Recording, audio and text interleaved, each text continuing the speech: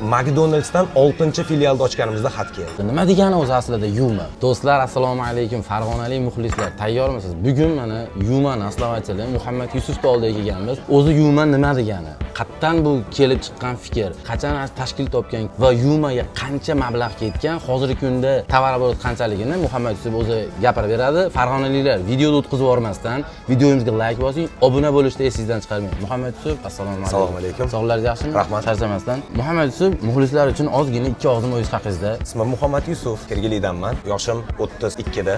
Yo'nalishga kirganimizga, bu yo'nalishga iminni mana ro'parosa 10 yil bo'ldi. Yaqinda 10 yilligimizni nishonladik. 10 yilligimizni nishonlab ham 10 yil ichidagi qilgan yutuqlarimizni asosan nishonladik. Yuma oldin McDonald's bo'lgan. Kimdan chiqqan fikr bu? Bu endi oilaviy biznes desam ham bo'laveradi. Bu eng kattamiz bor, akam, Umidjon akam. Shu akam mana shu joyimiz bo'lganda birinchi bo'lib nima ochsa ekan, nima qilsa ekan degan fikrga fast food yo'nalishini menga taklif bergan eng katta akam bo'ladi. Bu biznesni boshlayotganlaringda joyni sotib olib boshlaganmisizlar yo arenda qilibmi? Joyni sotib olib boshlaganmiz. Buni eng yutuq tarafi ham men o'ylayman shunda bo'lgan. Joy o'zimizniki bo'lgan. Shu eng birinchi filialimiz bo'lgan. O'zimizniki bo'lganligi menga shu yuksalishimizga ham sababchi bo'lgan deb o'ylayman. Joy arenda bo'lmagan. Agar sir bo'lmasa, biznesni qancha mablag' bilan boshlagansizlar? 10 yil oldin adashmasam $3000 pul bilan boshlaganman. Xo'p, biznesni boshlayotganingizda shu biznesga sizlar ishonganmisizlar? Shu darajada rynokda qolishlaringga ishonganmisiz yoki boshlab ko'raveraychi deb boshlaganmisizlar? Yo'q, avvalo men aytaman bunga, men bu biznesda o'z joyimni egallayman deb boshlagan. Fast foodlarning nomi McDonald's bo'lgan. Nima sababdan bu nomini o'zgartirdilar?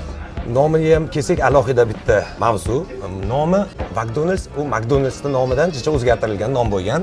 Bu bilan biz boshlab ko'raverganmiz-da, siz aytmoqchi biz bu darajagacha yetamiz deb o'ylamaganmiz. Bitta tochkada qolib turganimiz hisobiga McDonald'sni boshlaganmiz. Shu nom bilan ishlaganmiz. Men rosa harakat qildim bu nomni o'zlashtirishdi. Lekin iloji bo'lmadi. Sabab bu nom уже bor.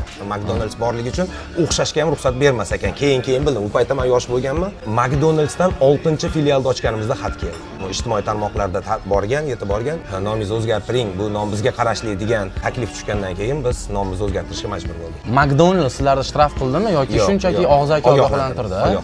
McDonald's nomi Yumaga o'zgargandan keyin qanaqadir bir o'zgarish bo'ldimi? Mijozlar o'rtasida yoki o'zlaringning o'rtalaringda zarariga yoki foydasiga o'ynadimi? Nima deb o'ylaysiz? Men o'ylayman, foydasiga o'ynadi. Chunki ko'p mijozlarimiz milliy brend deb qabul qildi buni.